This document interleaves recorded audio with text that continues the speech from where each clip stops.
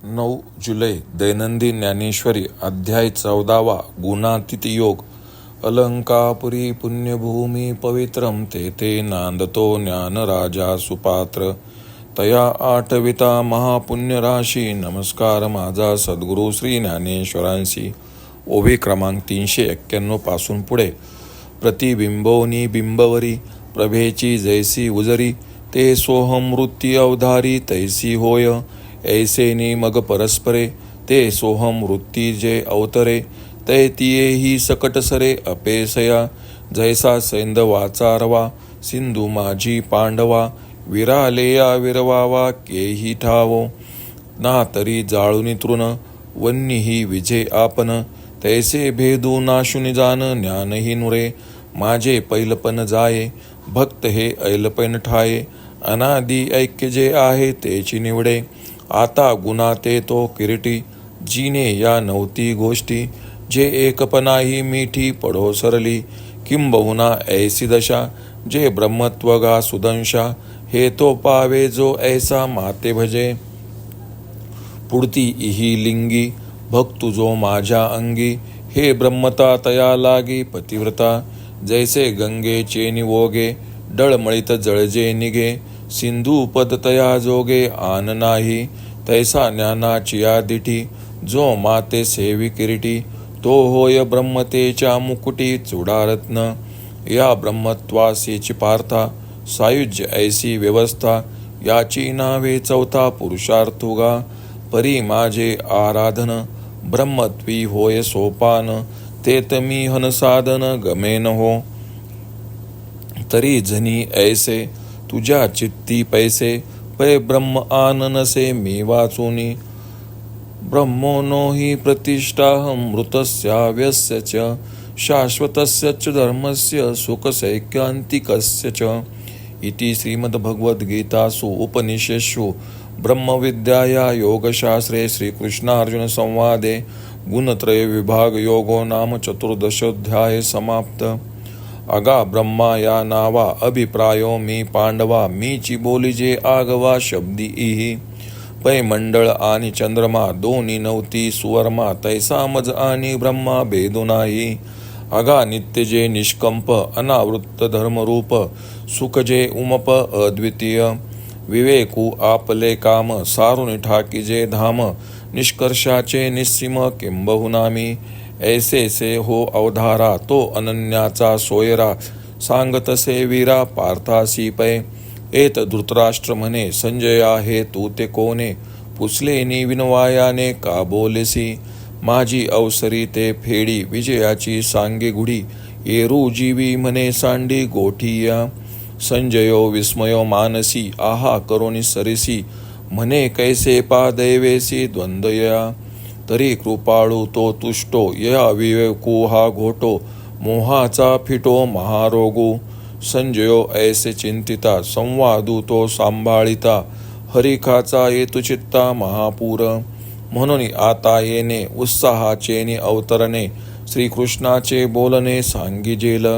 तया अक्षरा आतील भावो पावविन मी तुमचा ठावो ऐका म्हणे ज्ञानदेवो श्रीनिवृत्तींचा. इति श्री ज्ञानदेव विरचिती या भावार्थ दीपिकाया चतुर्दशोऽध्याय समाप्त. प्रतिबिंबापासून बिंबापर्यंत जसे सर्व अंतर प्रकाशमय असते तसे तो व मी यातील सर्व अंतरे सोहम वृत्ती प्रकाशरूपच असते. मध्ये अंधकाराचा म्हणजे अज्ञानाचा पडदा नसतो असे श्रीकृष्ण अर्जुनास सांगतात. तो व मी या दोहोंमध्ये अशा प्रकारची प्रकाशमय अभेद सोहम वृत्ती नांदू लागली म्हणजे ती सुद्धा आपोआपच स्वरूपाच लीन होते. अर्जुना, मिठाचा खडा पाण्यात पडला असता निराळा विरवावा लागत नाही, आपोआपच तो विरतो. तसे या सोहम वृत्तीचे विरणे होते किंवा तृणादी जाळून अखेर अग्नी जसा शांत होतो त्याप्रमाणे भेद निवृत्ती करणारे ज्ञानही अज्ञान नाशामुळे आपोआप स्वरूपात शांत होते व त्या स्थितीत मी कोणी एक श्रेष्ठ भक्त अशी बुद्धी नाहीशी होऊन आपण कोणी एक कनिष्ठ भक्त अशी व्यक्ती या बुद्धीचाही अंत होऊन आपले सहजसिद्ध जे अनादि ऐक्य त्याचा बुद्धीत स्पष्ट निर्णय होतो. अर्जुना, ऐक्य भावात जो गुणांना जिंकतो असे तरी कसे म्हणता येईल. कारण येथे त्याच्या एकपणाचा उच्चार करता येत नाही. किंबहुना अशी जो कोणी एकस्थिती तेच ब्रह्मरूपत्व होय व जो ह्या दृष्टीने मला भोसतो त्याला ते प्राप्त होते. या जगात अशा लक्षणांनी युक्त जो माझा भक्त असतो व त्याची ब्रह्मता ही ते पतिव्रता स्त्री आहे. ज्याप्रमाणे हेलकावे खात निघालेले गंगेचे पाणी त्याला समुद्राशिवाय गत्यंतरच नाही, त्याप्रमाणे ज्ञानदृष्टीने जो माझी भक्ती करतो तो जणू ब्रह्मस्वरूप स्थितीच्या मुकुटावरील रत्न होतो. या ब्रह्मरूपतेलाच अर्जुना सायुज्य असे म्हणतात व चौथा पुरुषार्थ म्हणतात तो हाच.